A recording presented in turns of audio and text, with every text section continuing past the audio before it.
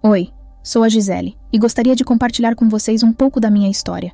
Comecei a frequentar a igreja aos 5 anos e em nossa casa havia muito alcoolismo, abuso verbal e físico. Lembro-me de me sentir sempre assustada. Algo estava errado, especialmente porque meu irmão mais velho estava muito doente. Então meus pais passavam muito tempo trabalhando e cuidando dele no hospital, e eu ficava sozinha. O estresse era constante. Minha mãe era muito jovem quando teve filhos, e havia muitos gritos. Uma vez, minha mãe me contou que devido aos problemas de saúde do meu irmão, a idade dela e o alcoolismo do meu pai, quando descobriu que estava grávida de mim, foi aconselhada a não ter o bebê. Meus tios sugeriram que ela tirasse, mas ela disse não. Foi a primeira vez que pudemos conversar realmente, e eu senti que Deus tinha um plano para mim. Crescer foi difícil, mudando de casa em casa, sem nunca me sentir segura ou estável. Lembro-me de várias vezes dormirmos em uma lanchonete na rodovia, porque meu pai, bêbado, nos trancava fora de casa sem querer. Essa sensação de nunca ter um lugar seguro me marcou.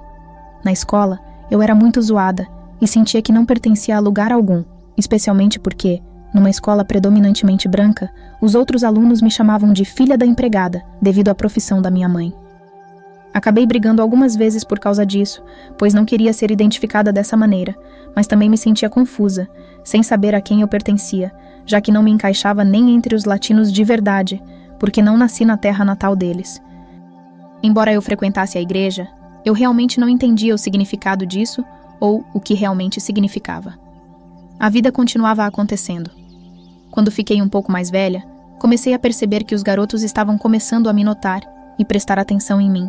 Eu sabia, biblicamente, que não era certo dormir por aí ou ter relações antes do casamento, mas não sabia que compartilhar meus sentimentos e emoções com alguém era igualmente sério. Então, qualquer garoto que me desse ouvidos, eu me agarrava, compartilhando minha história e esperando proteção e aceitação. Mas isso vinha com a expectativa de que eu deveria ficar com eles, e quando não o fazia, era rejeitada e deixada de lado. Esses sentimentos voltavam constantemente, e isso se repetiu durante o ensino fundamental e médio. Até que no 2º ano do ensino médio, conheci meu namorado da época. Compartilhei minha vida com ele, e ele estava sempre lá, consistente e me protegendo das outras pessoas que me zoavam. No último ano do ensino médio, fiquei sem casa e comecei a morar no meu carro. Isso aconteceu porque minha mãe e eu morávamos no apartamento de alguém, e o contrato de aluguel estava no nome do ex-cônjuge do proprietário. Quando descobriram que estávamos lá, trocaram as fechaduras e tivemos que sair em um dia, colocando nossas coisas em sacos de lixo.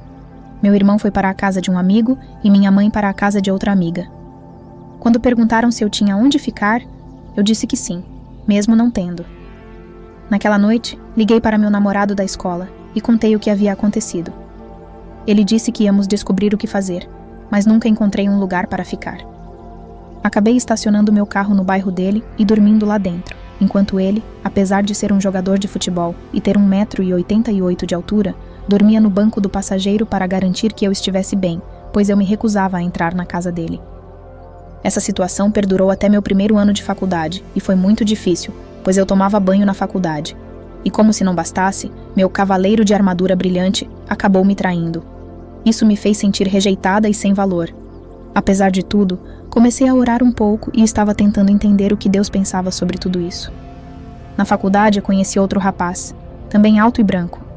Nosso primeiro contato foi durante um trabalho em grupo e nossa primeira conversa durou 3 horas, falando sobre Deus, embora devesse ser sobre o trabalho. Descobri que ele era cristão e tudo mais parecia perfeito. Ele começou a me perseguir, mas eu insistia que éramos apenas amigos. Ele me levou à igreja dele e acabamos namorando. Sua família era muito acolhedora e amorosa, mesmo sem saber que eu ainda estava sem casa. Chegou um momento em que ele perguntou por que nunca íamos à minha casa, e eu sempre desviava do assunto. Até que um dia, ele quis falar com minha mãe e conhecer minha casa. Tive que explicar minha situação.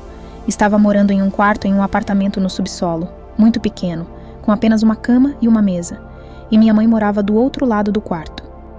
Achava que ele se afastaria ao descobrir, mas estava enganada. Quando ele contou aos pais dele sobre minha situação, eles foram incrivelmente solidários e até me compraram um lindo conjunto de lençóis e cobertores. Eu estava envergonhada, mas eles me mostraram uma bondade que eu não esperava.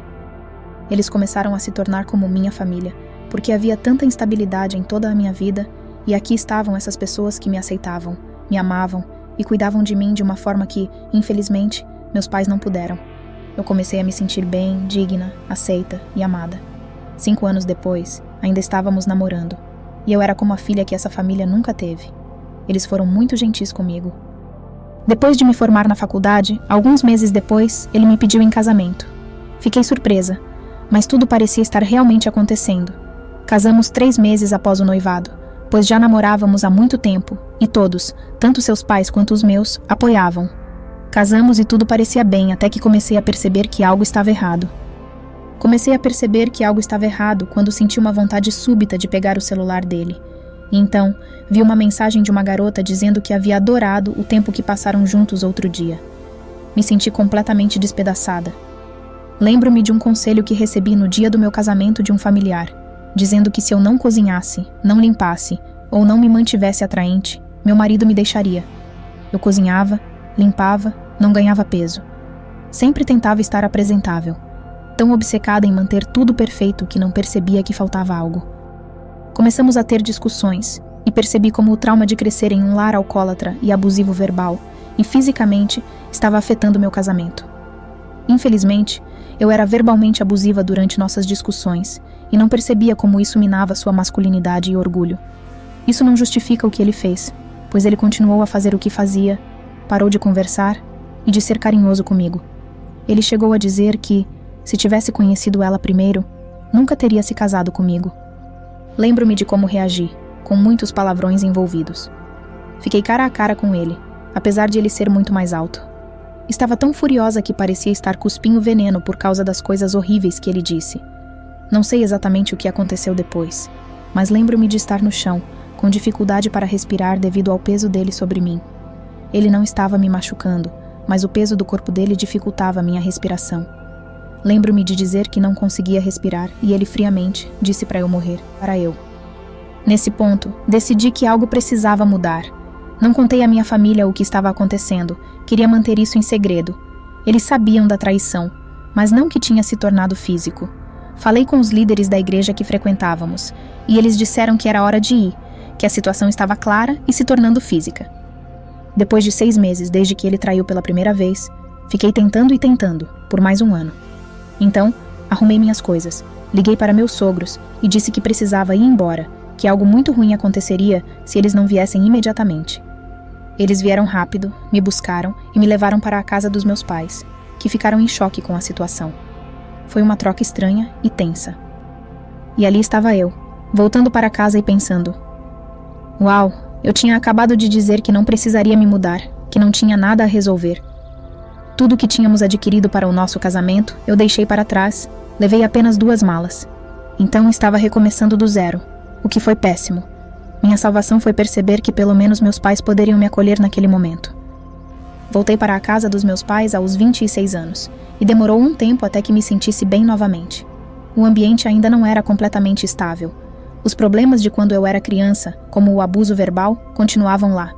Agora adulta, me via no meio disso, tentando mediar as situações enquanto tentava me recuperar de uma das coisas mais devastadoras que me aconteceram. Acabei saindo e encontrando um apartamento no porão para morar. Comecei a conversar com meu ex-marido novamente, e nós basicamente voltamos a namorar. Tivemos um momento decisivo onde pudemos pedir desculpas e nos perdoar. Eu pedi perdão e admiti que tinha sido verbalmente abusiva, o que foi muito difícil de confessar. Ser perdoada foi um grande alívio para mim, e percebi o poder das palavras. As pessoas que me conhecem agora não imaginariam essa parte do meu passado. Elas diriam que eu amo e encorajo muito bem. Isso porque tive que trabalhar muito nisso, sabendo que o que eu falo pode trazer vida ou morte, e eu tinha ferido alguém que realmente me importava. Ele me perdoou, e eu o perdoei pelo que aconteceu. Decidimos contar às nossas famílias que estávamos namorando novamente. Eu estava um pouco cética e nervosa, e então, de repente, ele desapareceu. Fui deixada de lado, e ele acabou engravidando outra mulher enquanto tentávamos nos reconciliar. Mais uma vez me vi em uma espiral descendente.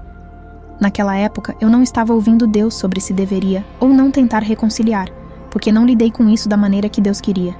Não orei sobre isso e estava tentando restaurar meu casamento por conta própria.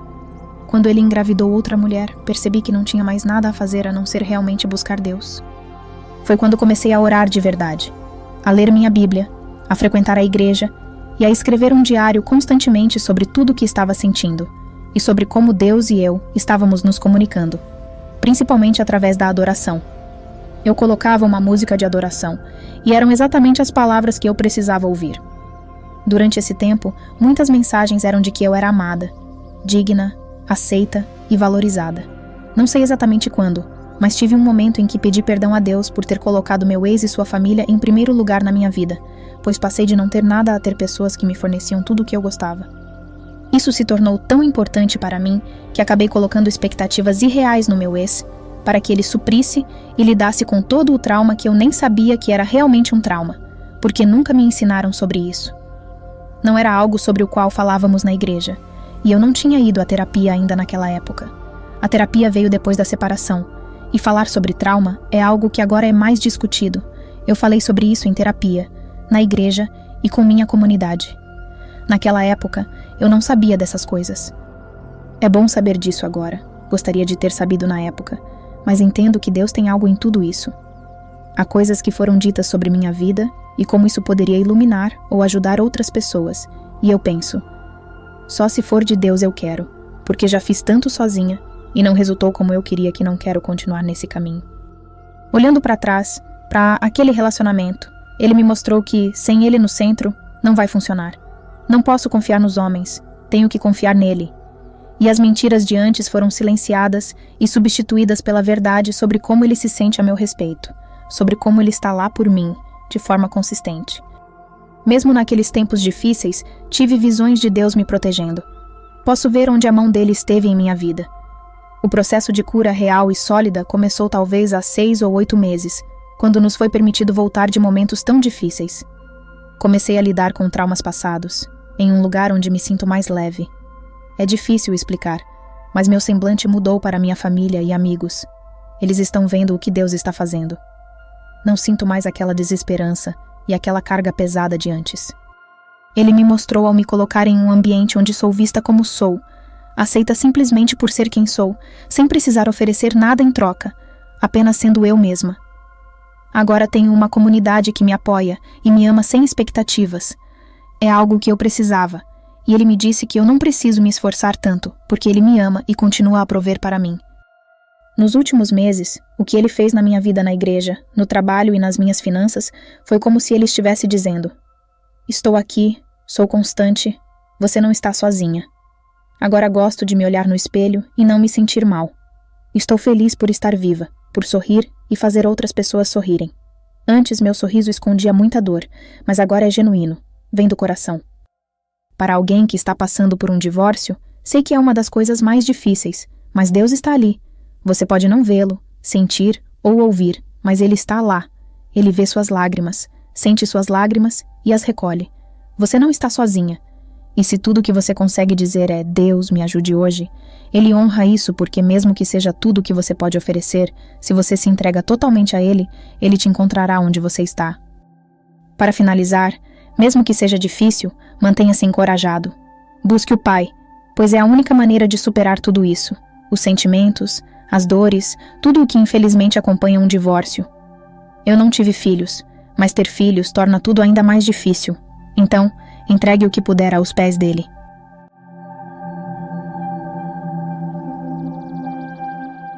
Depois de ouvir este relato comovente, reflita sobre o que Deus pode estar tentando lhe mostrar em meio às tempestades da vida. Você já se sentiu esquecido ou negligenciado, pensando que não havia saída? Este testemunho é um lembrete de que, mesmo nas sombras mais profundas, há luz e uma presença constante que nunca nos abandona. Que passos você pode dar hoje para realinhar sua vida com os propósitos divinos? Há algo em sua vida que precisa de perdão? Ou talvez uma área onde você precise conceder perdão? Encorajo-o a compartilhar seus pensamentos nos comentários abaixo e a interagir com outros que também buscam orientação e conforto. Não se esqueça de se inscrever no canal e ativar as notificações para não perder nenhum dos nossos vídeos, onde continuamos a explorar a profundidade da fé e como ela pode transformar nossas vidas de maneiras incríveis.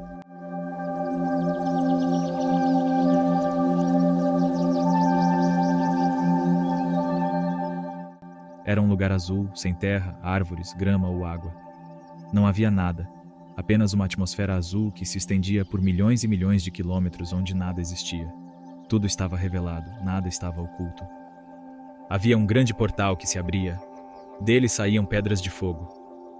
E quem quer que fosse rejeitado por Deus era lançado para baixo deste lugar. E as pedras eram tão quentes que queimavam todos que estavam fora do portal. Assim era o calor. O portal se fechava e os condenados eram enviados tão rapidamente que os gritos vinham atrasados. Ouvia-se um "ah" tardio que me aterrorizava. O que mais me assustava eram as pessoas sendo julgadas. Podia-se ouvir quando Deus falava com elas e tudo pelo que eram julgadas. Não estou te julgando pelo que você postou no Facebook, mas sim pelo modo como isso afetou os outros. 300.000 pessoas foram desviadas por uma de suas publicações no Facebook. Se você se sentiu tocado por este testemunho e quer assistir esta história e mais histórias como esta, não deixe de se inscrever em nosso canal. Aqui, compartilhamos experiências poderosas que podem transformar vidas e fortalecer a fé. Clique no botão de inscrição, ative o sininho para receber notificações e junte-se à nossa comunidade de fé e esperança.